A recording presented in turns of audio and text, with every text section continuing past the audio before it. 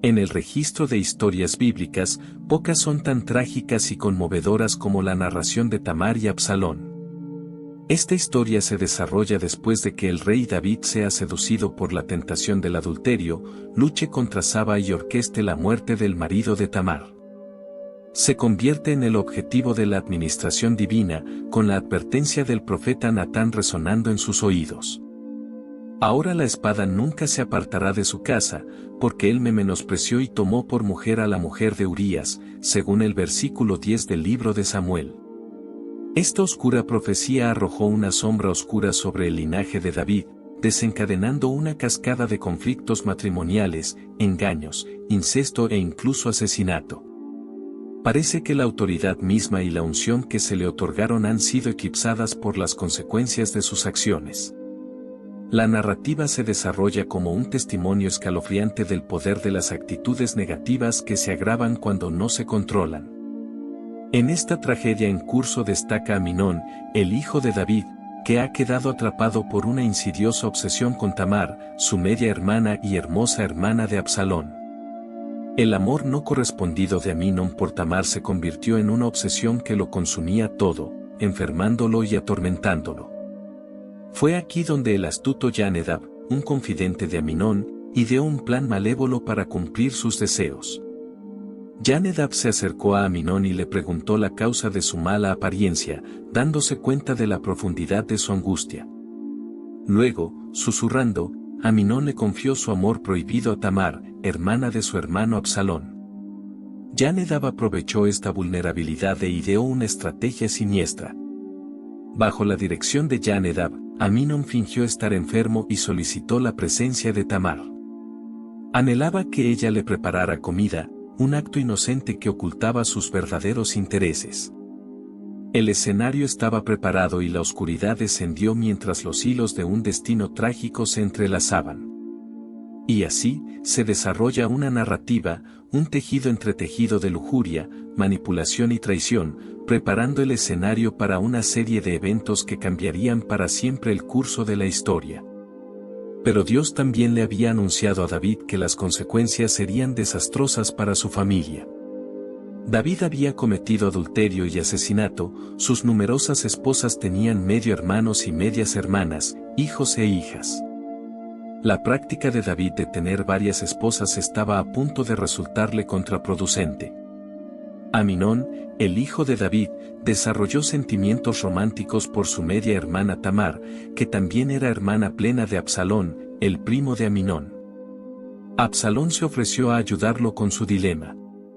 Cuando Yonadab se enteró de esto, ideó un plan astuto que permitiría a Aminón estar a solas con Tamar por algún tiempo. Peor aún, contaría con la ayuda de David, quien era completamente ajeno a lo que esperaba hacer. Entonces Aminón se acostó y fingió estar enfermo. Cuando el rey fue a verlo, Aminón no le dijo, por favor, pídele a mi hermana Tamar que venga y haga unas bolas de masa en mi presencia, para que pueda comer de sus manos.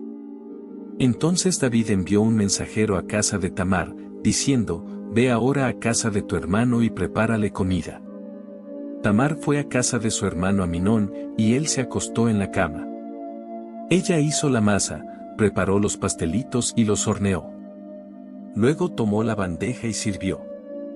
Pero se encontró comiendo y Aminón dijo, envía a todos fuera de mi vista.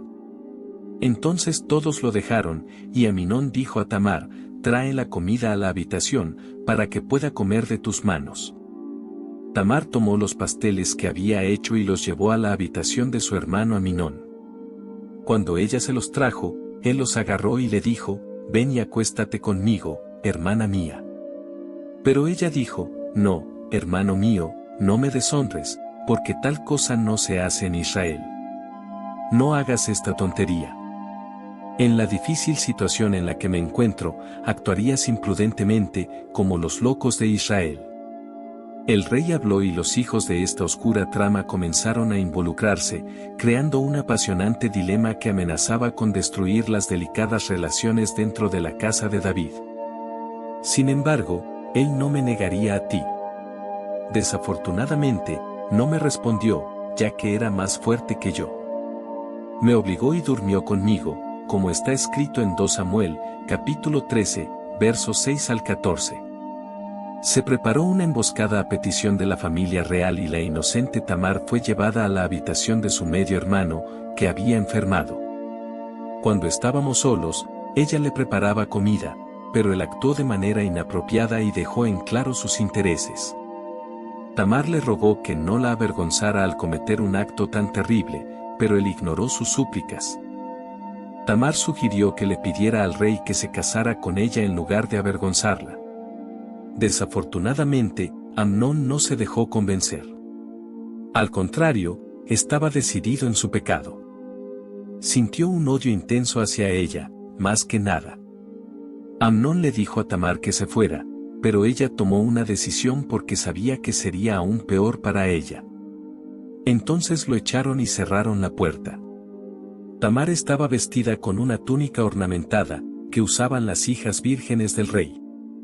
Amnón sintió un odio tan grande hacia ella que superó cualquier amor que hubiera sentido anteriormente.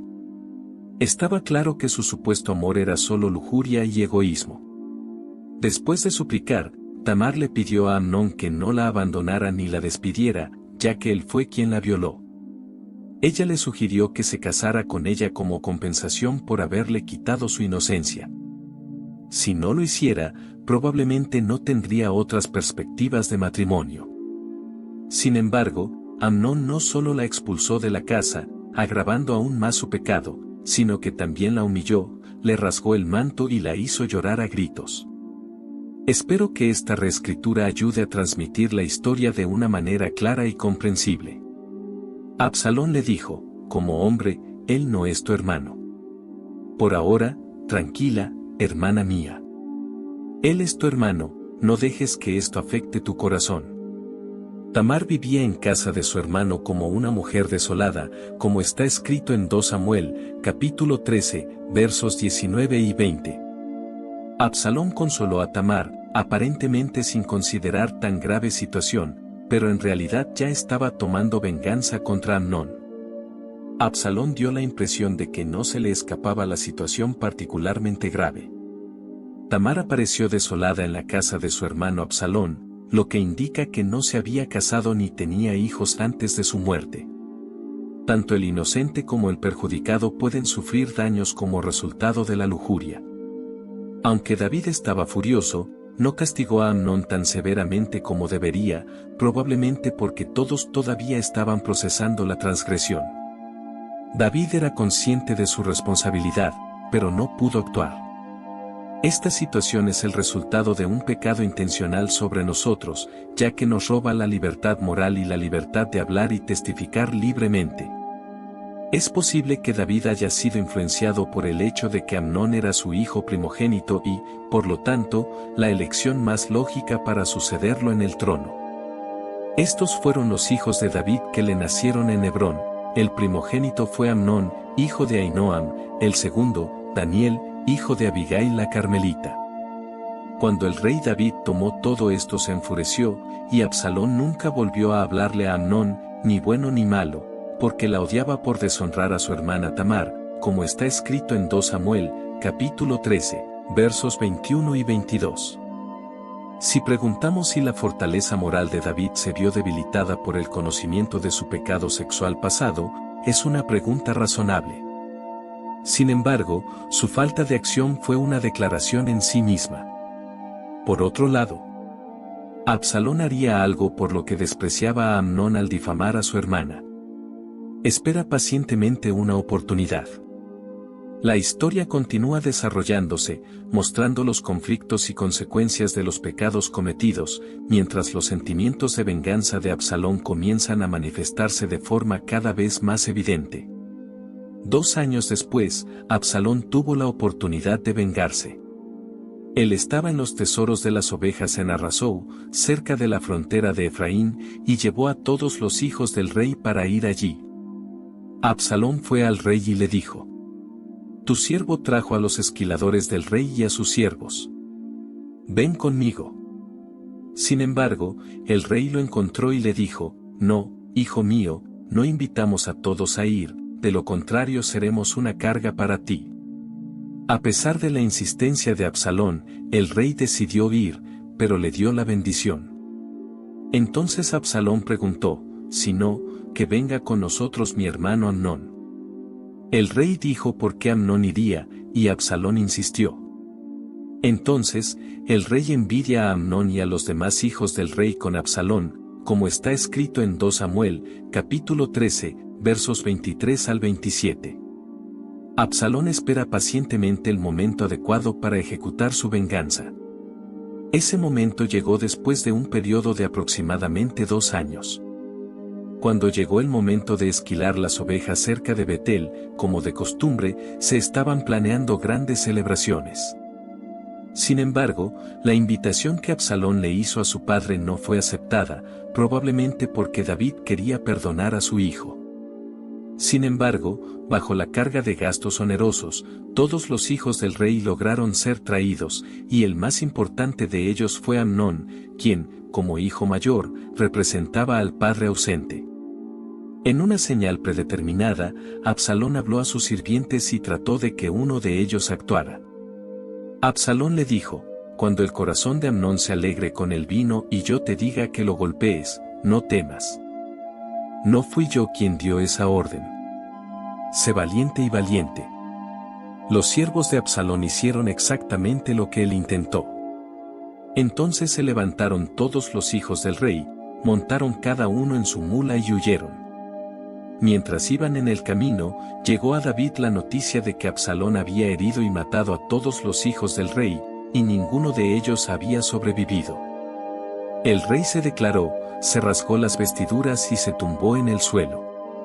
Todos sus siervos estaban alrededor de él, también con ropas rotas. Juana de Arbe, hija de Simea, hermano de David, habló y dijo, Señor mío, no penséis que han matado a todos los hijos jóvenes del rey, porque solo Amnón ha muerto. Explicó que esto estaba relacionado con la intención de venganza de Absalón desde el día que violó a su hermana Tamar. Todos están muertos, pero solo Amnón está muerto. Ahora Absalón ha huido. El joven que hacía de vigía inspeccionó sus ojos y vio que venía mucha gente desde el camino detrás de él, por la ladera de la montaña. Juana de Arbe dijo al rey, he aquí que vienen los hijos del rey. Como había dicho vuestro siervo, apenas terminó de hablar, llegaron los hijos del rey, alzaron la voz y lloraron. El rey y todos sus siervos también lloraron profusamente, según Samuel, capítulo 13, versículos 28 al 36. Mientras tanto, David fue informado que Absalón había sido responsable de la muerte de todos sus hijos. Una vez más, David se sintió abrumado por la tristeza y el dolor. Juana de Arbe subió al barco para informar que solo Amnón había sido asesinado y que Absalón había planeado el crimen de Amnón desde el día en que Tamar fue violada. Esta revelación puso fin al informe falso. Poco después, los hijos de David regresaron a Jerusalén con muchas lágrimas, confirmando el anuncio de Juana de Arbe de que efectivamente estaban vivos. La miserable y trágica historia aborda varias cuestiones vinculadas al pecado sexual y sus consecuencias. El trato que sufrió Tamar es algo que nadie debería tener que enfrentar jamás, y es esencial responder a situaciones como esta con integridad y justicia. David no cumplió con su responsabilidad de impartir justicia, lo que le permitió a Absalón establecer sus propios estándares y al mismo tiempo causó problemas adicionales. Primero, Amnón tuvo pensamientos lujuriosos acerca de su hermana, luego su siguiente amigo, Jonadab, lo instó a no actuar basándose en esos pensamientos y cometer un crimen. Cuando Absalón se enteró del atroz crimen de su hermano, lo impulsó una emoción negativa adicional conocida como venganza. Ideó un plan para vengarse de Amnón, que finalmente le llevó a su propia muerte. Necesitamos tener cuidado con el tipo de consejo que aceptamos, ya que aquellos que no tienen el Espíritu de Dios pueden darnos malos consejos que nos desvíen en la dirección equivocada. ¿Has pensado alguna vez que nos sentimos atraídos involuntariamente por algunas personas y al mismo tiempo evitamos otras actividades? La mayoría de las veces ni siquiera podemos identificar una palabra o acción. La negatividad a menudo surge como resultado de una presión injustificada por parte de personas que quieren que hagan más de lo que son capaces de hacer. Queremos estar lo más lejos posible de estas personas y nuestra intuición nos dice si debemos tener cuidado o despreocuparnos con ellas. Al estudiar la historia de David en 2 Samuel, capítulos 13 al 18, podemos encontrar lecciones sobre la pasión equivocada. Primero, la pasión sin perspectiva conduce a la muerte. La pasión puede manifestarse de maneras saludables o dañinas, y la gente a menudo sigue la pasión en lugar de la ortodoxia, incluso cuando no es prudente. Los líderes que siguen la pasión derrotan a los líderes que siguen el protocolo. La pasión egocéntrica siempre distorsiona el juicio de un líder y la pasión descontrolada daña a todos los que se encuentran en su camino. Sin embargo, debemos considerar que la pasión también puede tener ventajas. La pasión es el primer paso hacia el éxito, aumenta la fuerza de voluntad, transforma y hace posible lo imposible. La pasión ayuda en el desarrollo del liderazgo. Sin embargo, la pasión debe surgir del corazón de un líder sabio, responsable, sumiso y desinteresado. Por eso, debemos distanciarnos de las personas cuyo objetivo es destruir todo lo que Dios ha construido en nuestras vidas con negatividad y rodearnos de relaciones positivas y llenas de esperanza.